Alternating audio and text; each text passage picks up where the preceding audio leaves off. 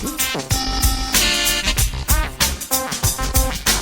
morning and welcome to the Sunday morning show. As always, I am with the financial doctor of Goa, Dr. Celso Fernandez. Doctor, good morning and welcome to the show. Yeah, good morning, Joed, and a warm welcome to this show. A warm welcome to everyone who've been interacting with us through the Navemarg Foundation YouTube channel. We've had some tremendous response as well. You know, there's something that I wanted to ask you before we start off. As a financial doctor, you and the Navemarg Foundation, you're on a journey like no other. A journey where you'll want to make Goa a financial literate place. Absolutely, yes, right? Definitely. There are so many lives that you are touching in this while you're on this journey. So do you actually sit back and think about it? What kind of a difference you're actually making to people? Yes, definitely. Because almost on a daily basis, we are making a difference to so many people. In fact, for me, the biggest satisfaction is when a child comes and says, like a college child, you can say a college student comes and says, yes, doctor, from today, I'm going to be financially disciplined. I want to be an asset to my parents. When you get such sentences, it's basically you're experiencing heaven already. Absolutely. And I know you're making a difference to people from different walks of life, normal, common jobs, people who are teachers, parents and students. They're learning right there when they're young, and that's the right age to learn to save and to invest, right? This is the biggest problem which I have noticed. Why is financial literacy not taught in schools? Why is it not taught in colleges when it's one of the most important subjects? Absolutely, and that's something we have discussed before as well on our shows and episodes, that financial literacy should be a subject in schools as well, right?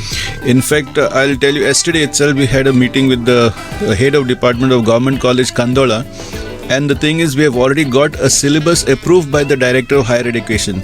And now we are working on the system, and by next week I'm sure the syllabus is ready and it's going to be implemented in the college very soon. It's a 15-week program wherein for 3 months we are going to be training the students in colleges. I think that's going to be a phenomenal endeavor on part of the Navemarg Foundation, and you all are going to make a difference to a lot of lives there.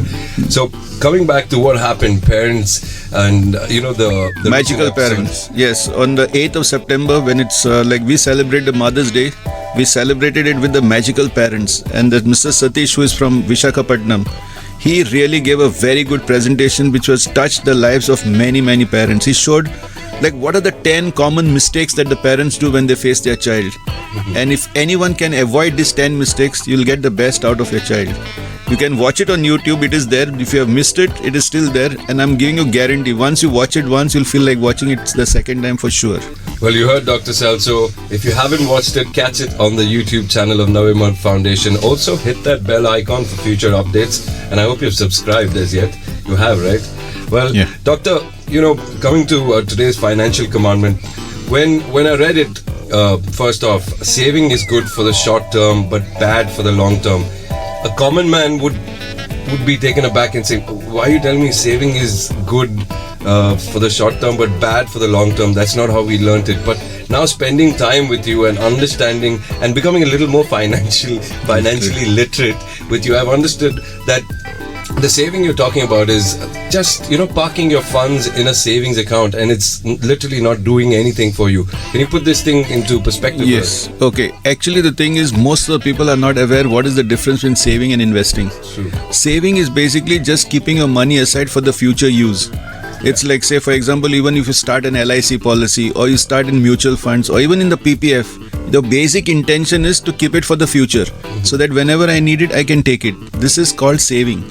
Whereas investing is totally different. Investing is I'm putting my money somewhere so that I can generate returns out of it. Yeah. And when I start getting those returns, I can start experiencing what is financial freedom. But if I have to work for money, then I'm a slave of money. But when money works for me, then I'm a king. True. So that is the difference between saving and investing. And I think the story of Sejal and Gloria is an excellent example of, putting this into perspective, the financial commandment number 5. If you may allow me, let me recite the story. Definitely. Please go ahead. Financial commandment number 5. Saving is good for the short term, but bad for the long term. Whereas investing is bad for the short term, but very good for the long term.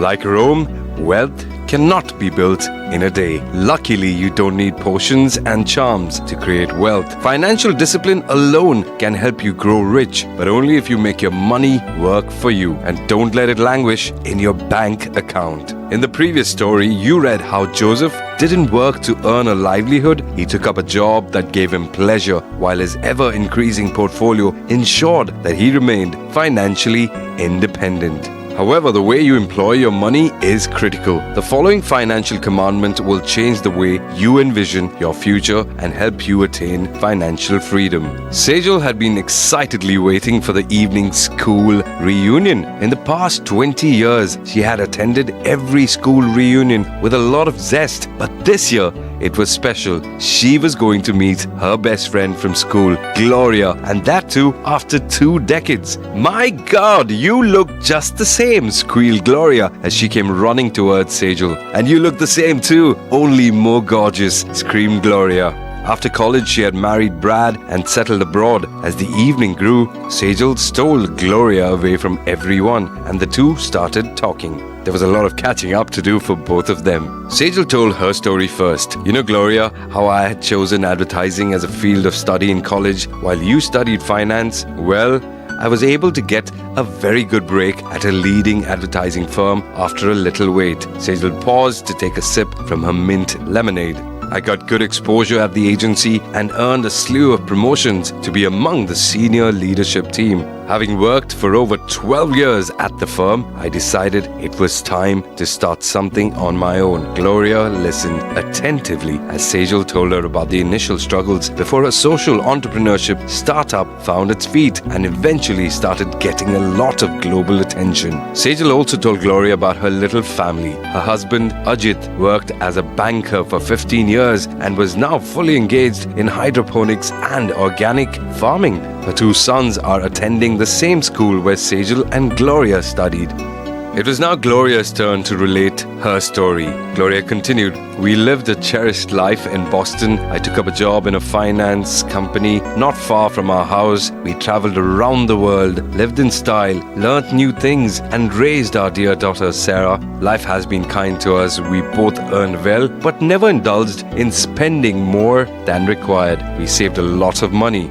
Sejal kept looking expectantly as Gloria trailed off. After collecting her thoughts, she continued, "Brad always wanted to come back to Goa, and so did I. So we took stock of things and left our jobs to return to Goa. Enough running around. It is Sejal time." Gloria laughed happily. Yet, there was something in her eyes that reflected her worries. It is true that friendships that run deep and old are unaffected by the passage of time or vastness of distances. Sejal took no time in understanding that something was troubling her friend.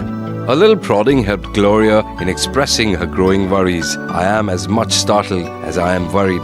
Sejal, we saved hard and we saved for a long time. Yet, after all these years, Brad and I have only enough money to meet our living expenses in Goa. I am really worried about our future here, now that we are both not working and rely totally on our savings." Sejal genuinely empathized with her friend.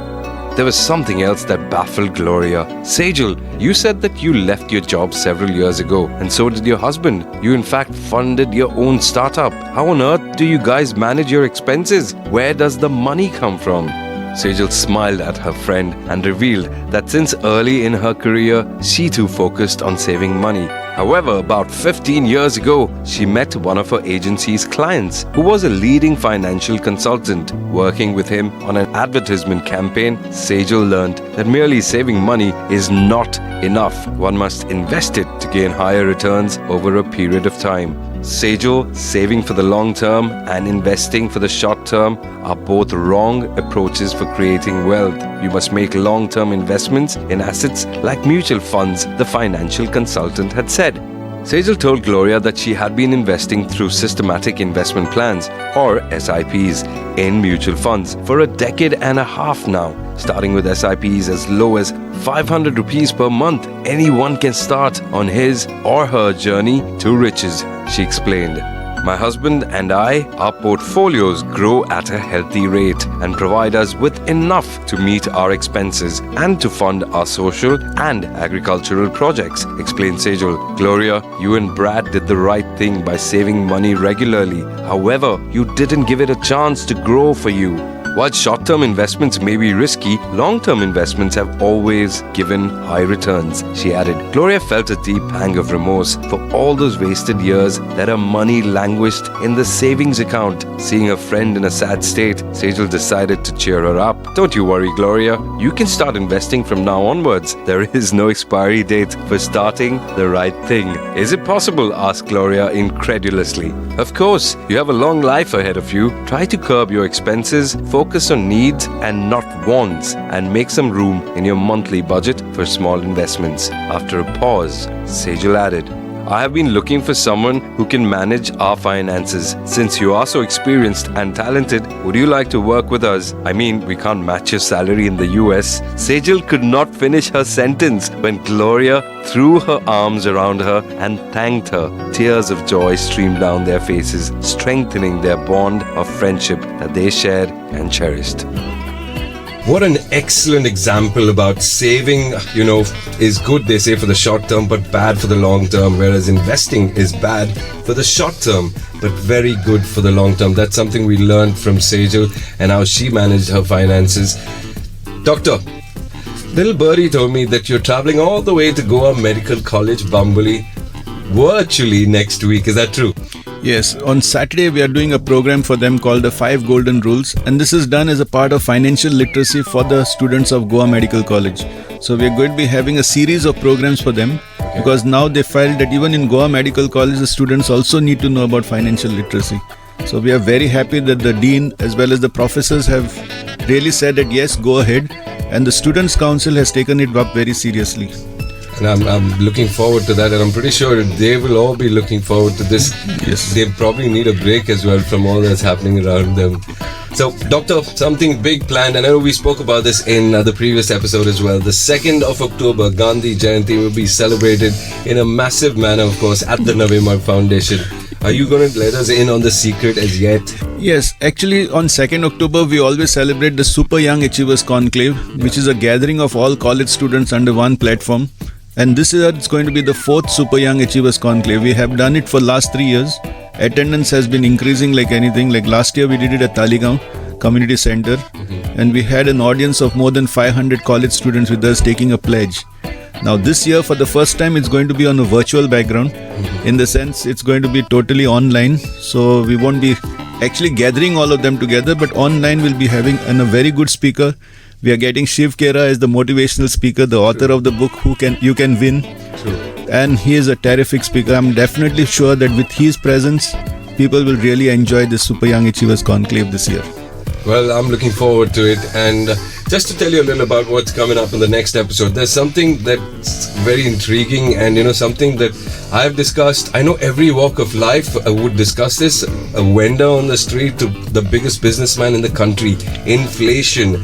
And that's coming up in the next story. And there's an video. episode, right? Yes, there is a video on the YouTube channel what we have done on program on how to make inflation your friend. If you want to grow rich, you should be friend of inflation rather than an enemy of it. Well, you've got to go check out that story at Navemarg Foundation, the YouTube channel. Subscribe to the channel and hit that bell icon as well. Doctor, thank you so much for your time, and here's to a wonderful week ahead. Oh. Like I always ask you at the end, any particular plans for the week ahead other than, I'm talking about recreational activities?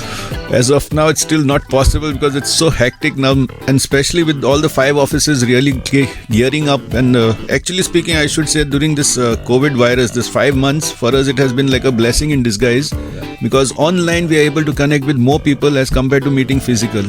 And absolutely, blessing in disguise to achieve the mission of financial literacy in the state of Goa. Thank you, Doctor. Thank you. I feel you should take a break some time or the other, and have a wonderful week ahead. Thank you, Joed. Yeah.